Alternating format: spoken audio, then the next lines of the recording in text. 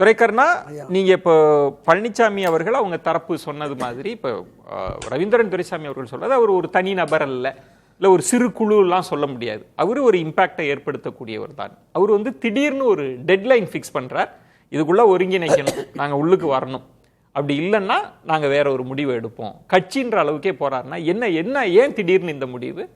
இப்போ கடந்த 4 ஆண்டுகளாக இந்த ஒருங்கிணைப்பு, ஒன்றிணைவோம், வென்றிடுவோம் கோஷத்தோடு தான் பயணித்தார்கள். மரியாதைக்குரிய திரு ஓபிஎஸ் அவர்கள், அதை தொடர்ந்து மரியாதைக்குரிய திருமதி சசிகலா அவர்கள், இவங்க எல்லோருமே இந்த ஒருங்கிணைப்புங்கிறதுல தொடர்ந்து வலியுறுத்தி வந்தாங்க. அண்மை காலமாக அது திரு செங்கோட்டையனோடு அந்த கருத்தை சொன்னாங்க.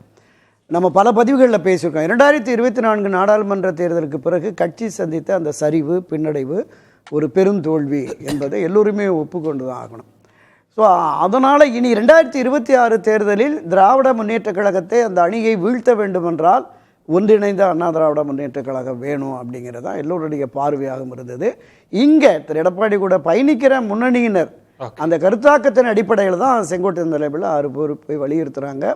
நான் பல பதிவுகளை சொல்லியிருக்கேன். இந்த வெளியில் இந்த 60,000 6 லட்சம்லாம் இருக்குது. இன்னும் சொல்லப்போனால் கீழே இருக்க 1 கோடி 1.5 கோடி தொண்டர்கள் மத்தியில் இந்த ஒருங்கிணைப்பு அவசியம் என்கிற கருத்தாக்கம் என்பது இன்னும் இருக்கிறது. சரி, ஆக தொடர் முயற்சியை எடுத்து வர்றாங்க. எனக்கு எந்த பொறுப்பும் வேண்டாம், கட்சி ஒருங்கிணைதான் போதும், தொண்டர்களுடைய உரிமை மீட்பதற்காக தான் நான் களமாடுறேன், தொண்டர்களை நீங்கள் அகாமடேட் பண்ணுங்க அப்படின்னு இதுவரையிலும் அந்த நிலைப்பாட்டில் தான் இருந்தாங்க. அதுல நான் ஒரு கூடுதலான ஒரு செய்தியை சொல்லுங்க. நேற்று பேசப்பட்டதுல பல நிர்வாகிகள் என்ன சொன்னாங்கன்னா, திரு பழனிசாமி அவர்கள் வந்து பழிவாங்கும் போக்கோடு முன்பு நடந்து கொண்டிருக்கிறார், அண்ணே நீங்க உள்ளுக்கு வந்தா பொறுப்போட வரணும், உங்க ஆதரவாளர்களையும் பொறுப்பு கொடுத்து வச்சுக்கணும், இல்லாட்டி பழி வாங்கிடுவாங்க, அப்படி இருந்தா நம்ம உள்ளுக்கு போவோம், அப்படி இல்லைன்னா நம்ம வேறு முடிவு எடுப்போம்லாம் பேசப்பட்டது. அதெல்லாம் சேர்த்து தான் அவங்க ஃபிக்ஸ் பண்றாங்க டேட். அதைத்தான் நான் இப்போ பதிவு பண்ண வந்தேன். உங்களுக்கு எந்த பொறுப்பும் வேண்டாம், நீங்கள் வந்து இணைந்தா போதுங்கிறீங்க, உங்கள் பெருந்தன்மை பாராட்டக்கூடியது. ஆனால் 2021 டிசம்பர் 5ஆம் தேதி அறிவித்து 8ஆம் தேதி பிரகடனப்படுத்தப்பட்ட பைலாப்படி அண்ணா திராவிட முன்னேற்ற கழக சட்டத்திட்ட விதிகளின்படி பொதுச் செயலாளருக்கான ஒரு வாக்கில் ஒருங்கிணைப்பாளர், இணை ஒருங்கிணைப்பாளர் தேர்ந்தெடுக்கப்பட்டு 2026 டிசம்பர் வரைக்கும் அந்த நிலைப்பாடு இருக்கிறது. எனவே இந்த ஒருங்கிணைப்பு என்பது இந்த அடிப்படையில் தான் இருக்கணும். நீங்கள் ஒருங்கிணைப்பாளர், அவர் இணை ஒருங்கிணைப்பாளர். அவர் இணை ஒருங்கிணைப்பாளர்னு ஒரு ரிசைன் பண்ணி ஒரு இது கொடுத்துருக்கிறார்.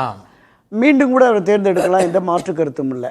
இதையும் தாண்டி அந்த ஒருங்கிணைப்பின் போது எந்த ஃபார்முலானா 1989 ஜே அணி ஜா அணி இணைந்த பொழுது எந்த விதமான அணுகுமுறை நடைமுறை கடைபிடிக்கப்பட்டதோ அந்த மாதிரி.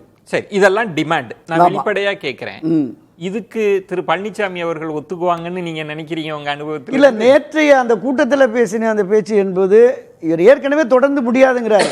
சரி, உங்க காலம் கனியும் இந்த தரப்பு காத்துக்கிட்டு இருக்காங்க, அவர் காலம் கடந்து போயிடுச்சுன்னு தான் அவர் கடந்து போயிட்டு இருக்காரு. கிட்டத்தட்ட இப்ப குழு வந்து கழகமா மாறிடுச்சு. இது என்ன கணக்கு? ஏன் கட்சி ஆரம்பிக்கிறாங்க? அப்போ என்ன கணக்கு இதுக்கு பின்னாடி?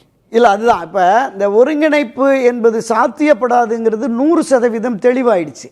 திரு எடப்பாடி பழனிசாமி இந்த பிடிவாத நிலையிலிருந்து ஒருபோதும் மாற மாட்டார் அப்படின்னு.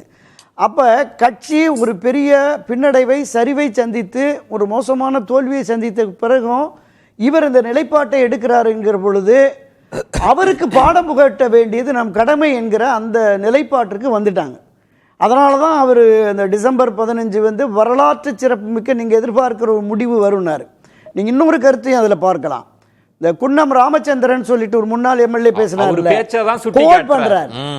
அவர் என்ன சொன்னாருன்னா, இரட்டை இலையில் போட்டியிட்டு வெற்றி பெற்று மீண்டும் கழகத்தை ஆட்சியில் அமர்த்த வேண்டும் என்பதற்காகத்தான் தொடர்ந்து இந்த போராட்டத்தை முன்னெடுத்து வருகிறோம். இந்த போராட்டத்திற்கு உடன்படாமல் தடைக்கல்லாக தொடர்ந்து திரு எடப்பாடி இருந்தால் அவருக்கு பாடம் புகட்ட நம்முடைய கழகத்தின் சார்பில் 234 தொகுதிகளிலையும் வேட்பாளரை நிறுத்தி பாடம் புகட்டணும் அப்படிங்கிற மாதிரி ஒரு கருத்தை அவர் சொல்றாரு. ஓபிஎஸ் அவர்களே என்ன சொல்றாங்கன்னா, ரொம்ப அழுத்தமா சொல்லியிருக்கிறாரு, இந்த பாவத்துக்கு என்ன தள்ளிராதீங்க, அது எச்சரிக்கை சொல்றாருல்ல. இப்ப நான் என்ன கேட்கிறேன்னா, இப்ப டிசம்பர் 15 என்னதான் செய்வாங்கன்னு புரிஞ்சுக்கிறது. ஒருவே இல்லாட்டி என்டிஏன்னு ஆப்ஷன் இருக்குல்ல, மீண்டும் என்டிஏன்னு புது கட்சி தொடங்கியாச்சு, நாங்க அதிமுகவுக்கு வரப்போறது இல்லை, என்டிஏவில் இருக்கணும்னு இருக்க வாய்ப்பு இல்லையா? இல்லை, இந்த பாரதிய ஜனதா கட்சி என்டிஏவனுடைய தேசிய முகமாக பார்க்கப்படுகிற திரு அமித்ஷா அவர்கள் வந்து பார்க்கல, புறக்கணிச்சிட்டாரு. அது தனக்கு வருத்தம் அளிப்பதாக திரு ஓபிஎஸ் பொதுவெளிகளிலே சொன்னார். சரி, அதன் பிறகு மரியாதைக்குரிய பாரத பிரதமர் நரேந்திர மோடி வந்தபோது உங்களை சந்திப்பது என் பெரும் பாக்கியம் அப்படின்னு கொடுத்தார். ஒரு 3 முறை முதலமைச்சராக இருந்தவர், ஒரு பிரதான கட்சி அண்ணா திராவிட முன்னேற்ற கழகத்தினுடைய முதன்மை பொறுப்பில் ஒருங்கிணைப்பாளராக இருந்தவர், எதிர்க்கட்சி தலைவராக இருந்தவர்.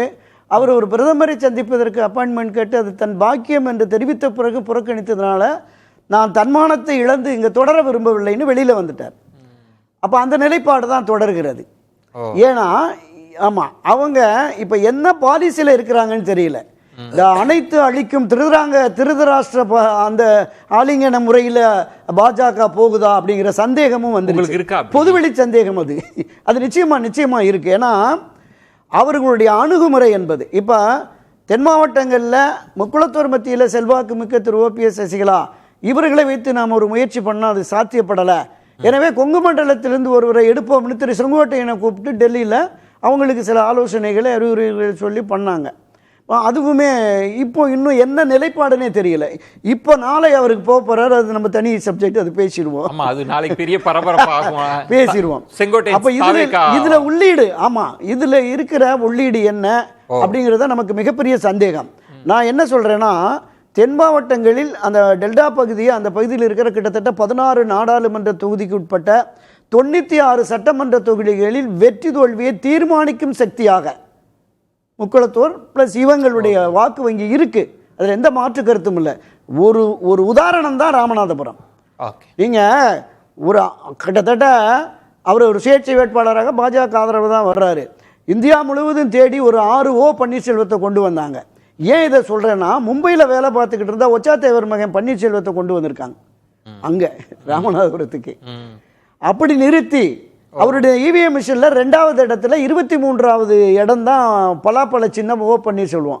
முன்னாடி 4 பேர், பின்னாடி 4 பேர். இப்ப நீங்க சொல்றது துரைக்கர்ணா, பன்னீர்செல்வம் அவர்கள் இந்த ஒருங்கிணைப்புக்கு ஒத்துக்காட்டி அதிமுகவுக்கு எதிராகவே, இன்னும் சொல்லணும்னா பழனிசாமி அவங்களுக்கு எதிராகவே களமாடுறது தான் அவரோட திட்டமா இருக்குன்றது. எதிரியை வீழ்த்த எந்த ஆயுதத்தையும் எடுக்க தயார் என்கிற அந்த ஒரு அரசியல் சாணக்கியத்தனத்தோடு செயல்பட போகிறார்களோ அப்படிங்கிற அந்த நிலைப்பாடு தான் அரசியல். திரு எடப்பாடியினுடைய பிடிவாதத்தால் கட்சி அழிகிறது. கட்சியை காப்பாற்றுவதற்கு அவரை நமக்கு ஒரு பாடம் கற்பிக்கணும் அப்படிங்கிற மாதிரியான ஒரு போக்கு எண்ணம் அந்த பகுதியில் அந்த அவருடைய ஆதரவாளர்கள் மத்தியில் வந்துருச்சு. அதை தான் அவர் டிசம்பர் 15 வரலாற்று சிறப்புக்கு ஒரு முடிவை அறிவிக்கிறேங்கிறாரு. என்ன முடிவுங்கிறது பார்ப்போம்.